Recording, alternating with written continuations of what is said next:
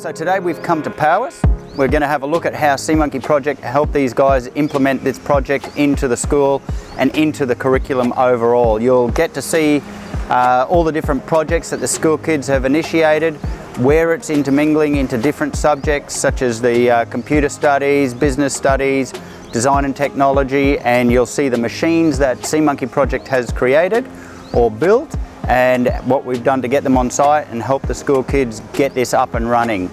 You'll also see plenty of the molds that have been created by the kids. We started them with a basic set of molds and we've grown it and taught them how to design and how to actually make their own molds. So you'll get to see all of that today.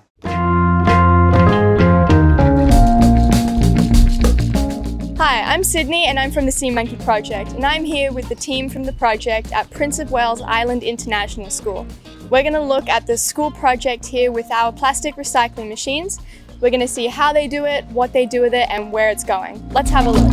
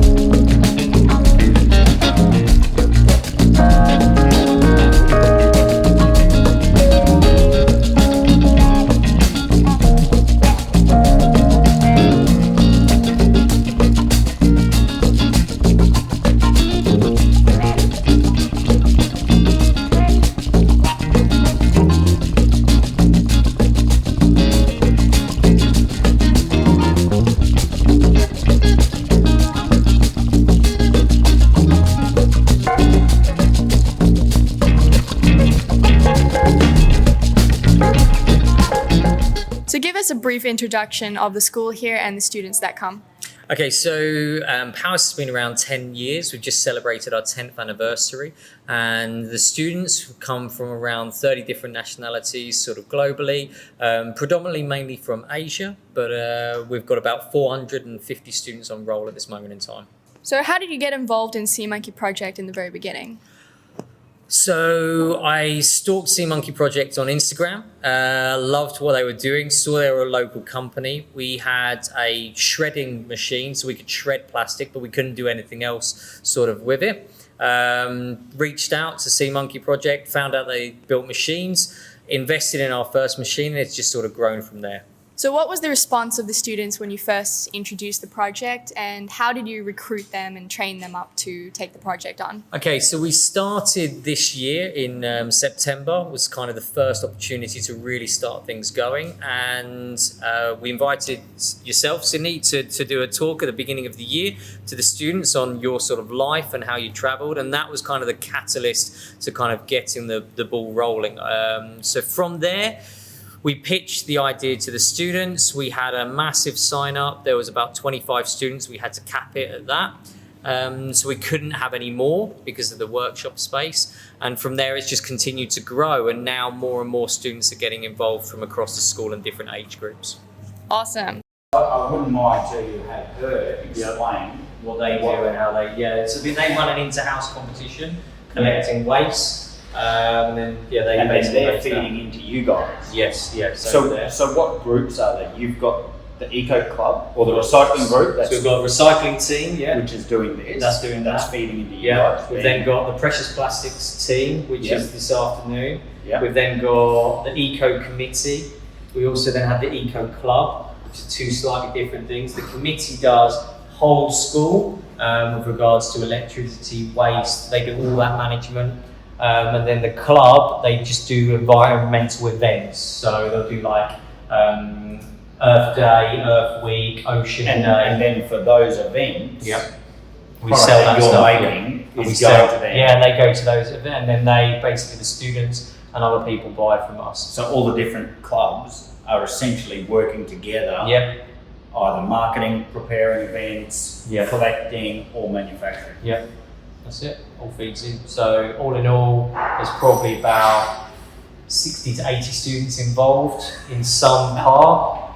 That can buy into And each term they sign up for a new project, and so they're involved. But then we've got other things as well alongside that. 60 to 80 kids. I didn't think it was that many. Yeah, it's that many. It's a lot. It's good. And then we've got as well the habitat and the craft building. So they build other things. So like other jewellery, pendants, etc. from what we make. That's all the little. Yeah, the little stuff. Yeah, that we laser cut. The little sea animals that you laser cut, or the injected ones? So we do both. So we inject some and we laser cut that's a different some. club. That's a different club that's making them from the material that we produce. Yeah. So we make the flat sheets, Yeah. and then they take those flat sheets and then they turn them into something else. Okay. So And they then sell for at least 60 to 80 every week that we're involved in some form. And then we also have in teaching, it's actually in our lessons where students learn about mould making and everything else. And so they take part in that as well. So then the impact of, in Key Stage 3, technically 200 plus, but actively involved is 60 to 80. Yeah. The collection point with the shipping container, that is another team that's doing the shipping container that's separate to the recycling and collection point team. So they're called the Green List. So those students have done the fundraising, got the sponsorship from local government, that have gone for the shipping container.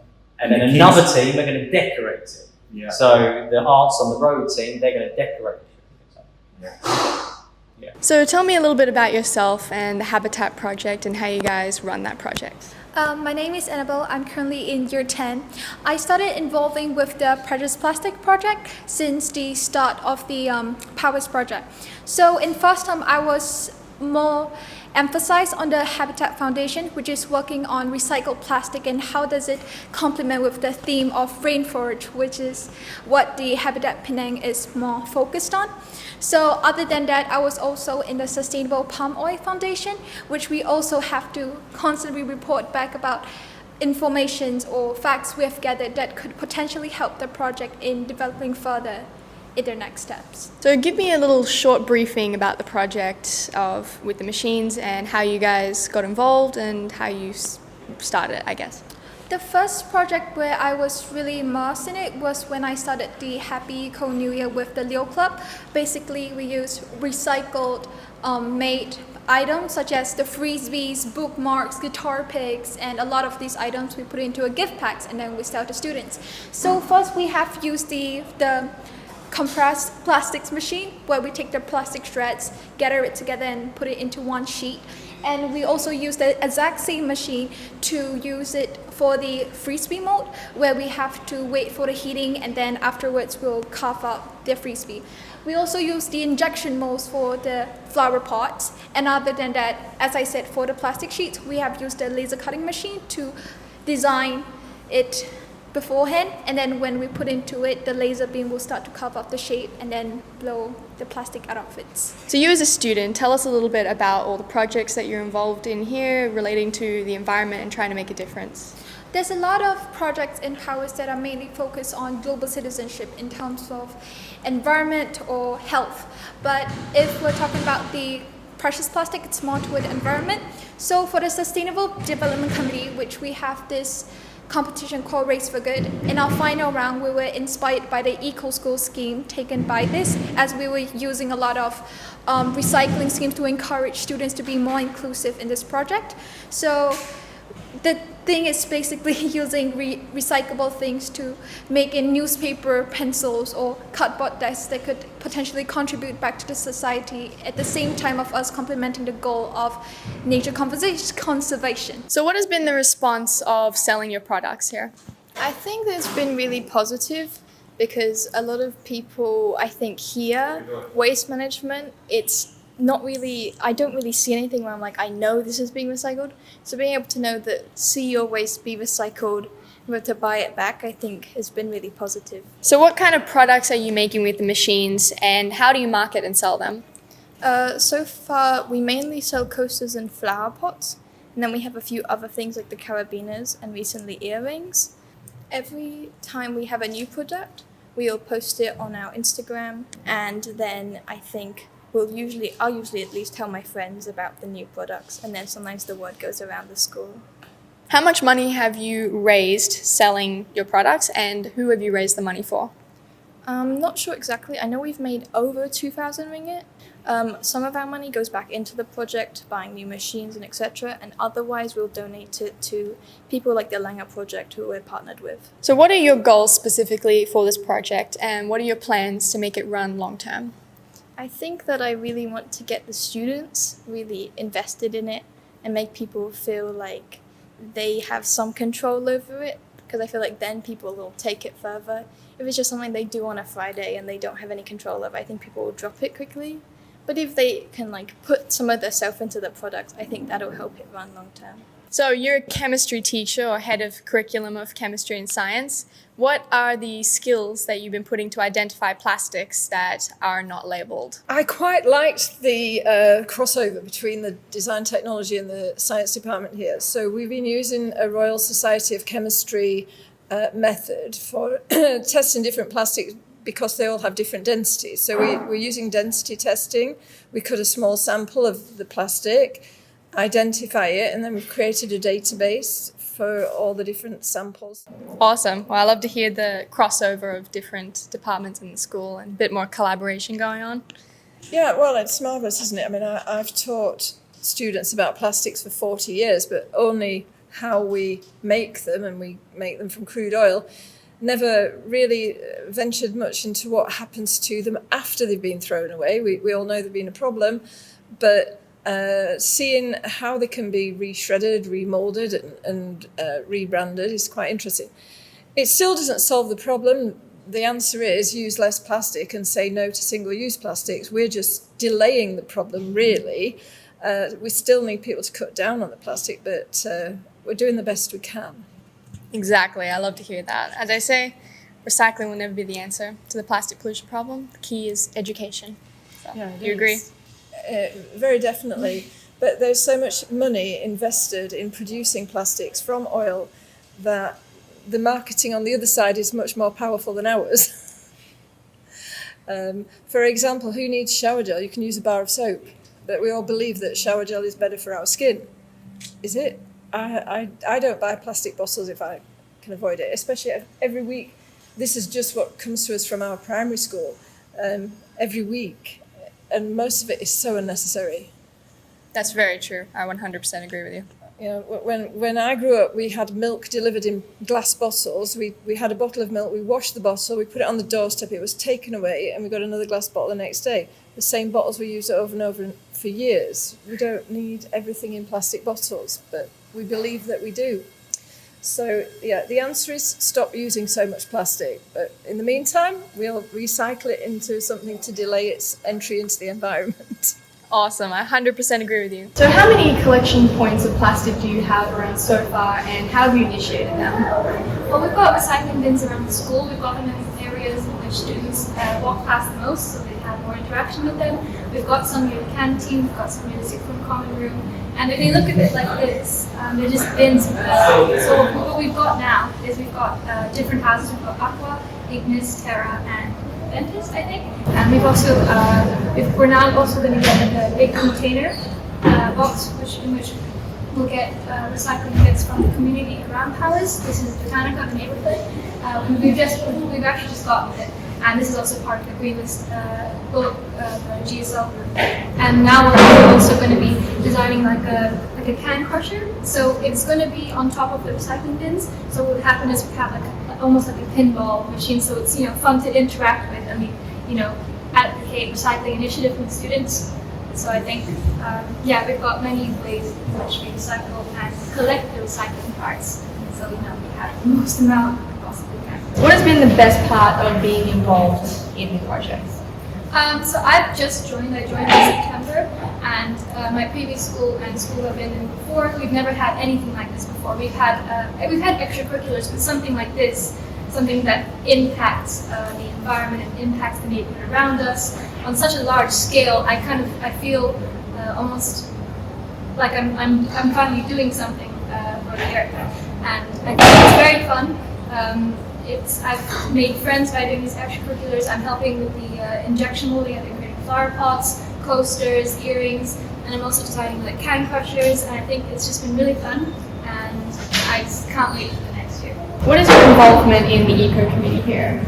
Actually, for that, maybe like turn your app. Yeah, so this is a poster I've been designing. We want to create like an infographic for POWIIS's electricity bill coverage. So we can tell students, look, this is too much money. We're using too much electricity. We want to comment on it. So we're going to be hanging a bunch of infographics around. So you as a student are designing and developing these products. Are you the only student working on these? No, I don't think so. At the moment, I'm just working on making molds for the earrings, but I think there are other students around who we all sort of work on different things. So I think, yeah, it's a really sort of collaborative effort across the whole activity. So tell us a little bit about the products that you're making and the process of developing it. So at the moment, what I'm doing is I'm working on our earrings. So we're laser cutting molds out of acrylic. At the moment, I'm just designing and cutting out a mold for the dusky leaf monkey earrings. So that's really just a case of we're designing it on the computer and the software, and then we're going to cut it on this, and then we can then bolt that into our mold for the injection mold and cut that out. So how have you managed your time as a student with balancing this project? Has it affected your time to study, or have you found it quite enriching with studying? Well, I think what's helped is the fact that it's sort of compartmentalized. So we've got this specific POWIIS project time at the end of Friday, and this is sort of where I've been working on it now. So it hasn't really interfered with my other stuff. So it's been quite nice to be able to do, and it's something on Friday where you can just sort of relax before the weekend begins. So I found it like quite nice. It's just something to ease into the weekend. So it's been quite nice. Just have a little bit of fun at school? Yeah, exactly. That's cool. So Zev, you've just cut out the new piece of acrylic. Yep. Shall we go and try it in the injector? Yeah, let's go for it. Use the new insert. Let's go.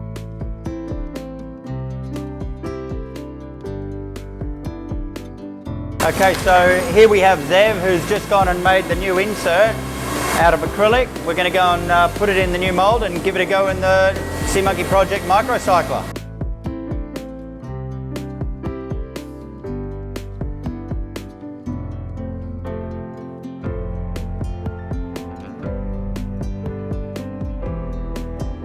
So this is a proof of concept. We're going to see if Zev's idea actually works. So I hope so.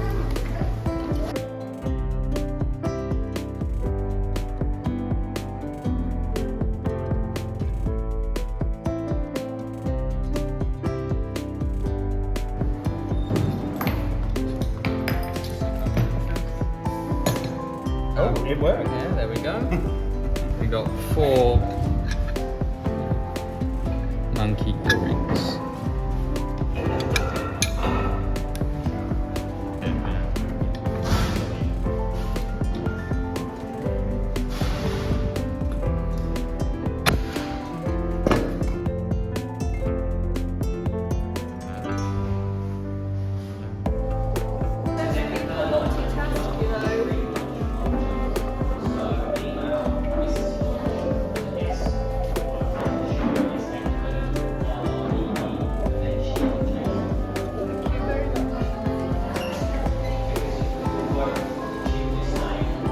All right, tell me what is going on this board here. Okay, so we divide our students into different teams because this is the whole kind of process from start to sort of the beginning. So we have students, they basically sign up depending on what they're interested in. They rotate round and they take part in different teams. And we normally have a team manager. So we've just kind of in the process of organising the team again.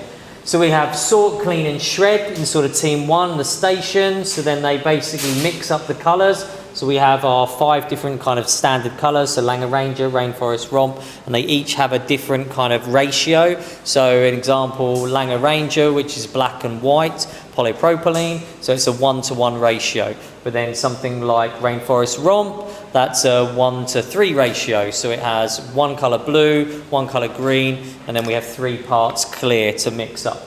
So we have one team working on that, and then they basically work their way through this list. So polypropylene first, clear, white, white mix, black, red, pink, purple, blue. So they go through that colour scheme, and then they clean the machine after this, so we don't get too much contamination changing between the polypropylene and the HDPE. And they record the weight, so we have a sheet and we track how much weight we've been recycling. So once we've kind of shredded, moves into the production team. We then have in our production team a number of students working on, and we list the items that we're working on, and they have normally a sheet that they basically are able to tick off. So as they've produced something, they tick that off, record it, and sort of rub that off on the board. So we have a team here. Sabina's kind of our director, and then our assistant director is Michael. Then we have quality control and finishing. Vinci and Sabina interchange between here, and so that's making sure that they've cleaned. So once it's been injected, they've cleaned it, cut, sanded, trimmed, used the heat gun to smooth it out. And so then that's the quality control and finishing. Once that's been signed off, it then goes to our sales team, who then make a log of all of our stock, and then they fulfill the orders and then distribute. So then in the background, we have a team on digital marketing. And so they do, they're developing a website, so we can then start to do online sales. They do our social media account, etc. And then we've got a product development team. So that team works on the laser cutter and the 3D printers, mocking up and prototyping different items, so we can then, you know, introduce new products and sell some different things. So at the moment, they've been working on a variety of different earrings. So we've got shark earrings, whale sharks, turtles, and sort of langers, so the dusky langers. So yeah, that's our team. And it's my understanding that you use this to work out what the kids are interested in so that they can work on their interests. So their interests, so if they're quite environmentally friendly, they generally will work in the eco team, making sure, and they're tracking the data. And so the students generally quite like data. It's really good to see actually how much waste you have recycled and track that. Our sort of students that are doing IGCSE DT, they quite often work in sort of this team as well as in here. If you're a graphic student or into your business, you're sort of between your sales and your digital marketing. So they kind of get the opportunity to fall into, you know, the category that they want for their interests. Love it. Awesome. The Sea Monkey Project, reducing plastic pollution. If you're interested to learn more, for recycling machines, solutions, education and training, visit seamonkeyprojects.com or email us at ahoy@seamonkeyproject.com. Also follow us on Instagram and Facebook.